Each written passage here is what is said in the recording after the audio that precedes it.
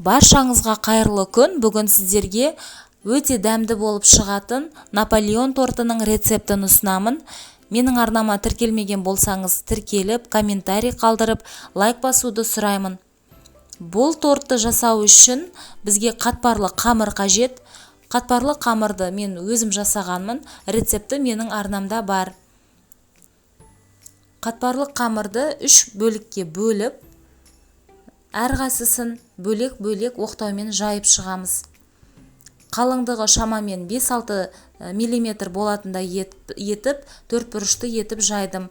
Маған 4 бұрышты торт керек. Ал сіз домалақ қылып жасағыңыз келсе, қамырды осылай жайып алып, үстінен тәрелкені немесе қақпақты қойып, пышақтың көмегімен кесіп алсаңыз болады. Қамырды жайып болғаннан кейін осылай пергамент қағазына орнатып, үстінен шаншықмен тесіп шығамыз.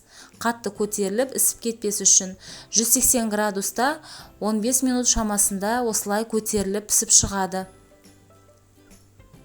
Бұл тортты жасау үшін бізге 33% табиғи кілегей керек, творожный сыр, яғни сүзбелі ірімшік және қант ұнтағы керек.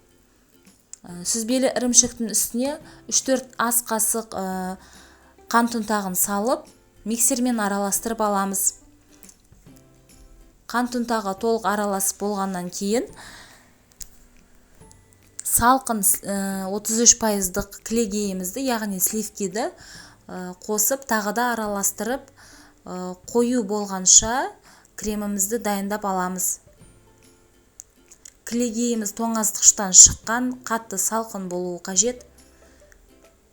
3-4 минут шамасында миксерлеп, осындай крем дайындап аламыз. Енді пісіп шыққан қамырымызды осылай мен шеттерін кесіп алып тастадым. Қатты қисықтары білінбес үшін 4 бұрышты етіп, жан-жағындағы артық қамырды кесіп алып тастадым.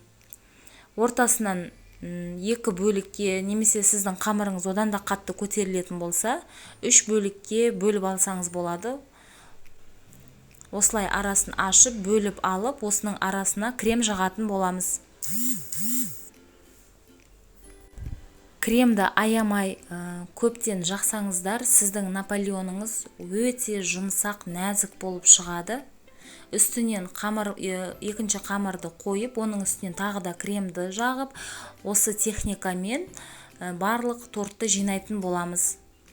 Қамыр, крем етіп, бүкіл қамырын пісіріп алып, осылай арасына кремді жағып, жинап шығамыз.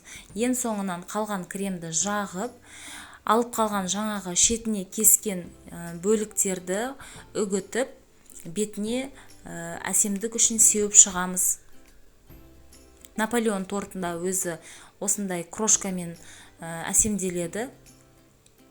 Осы бөліктерді бөліп алып, үгітіп, торттың бетіне және шеттеріне сеуіп шығатын боламыз. Достар, менің арнама тіркеліп, комментарий, лайк қалдыруды ұмытпаңыздар.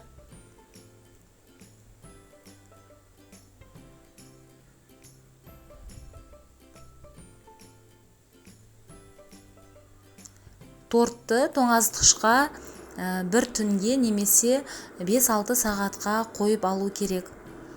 Тортымыз өте дәмді әрі жұмсақ болып шығады. Міндетті түрде жасап көріңіздер. Сіздерге ұнайды деген сенімдемін. Барлықтарыңызға ас болсын. Менімен бірге болғандарыңыз үшін рахмет.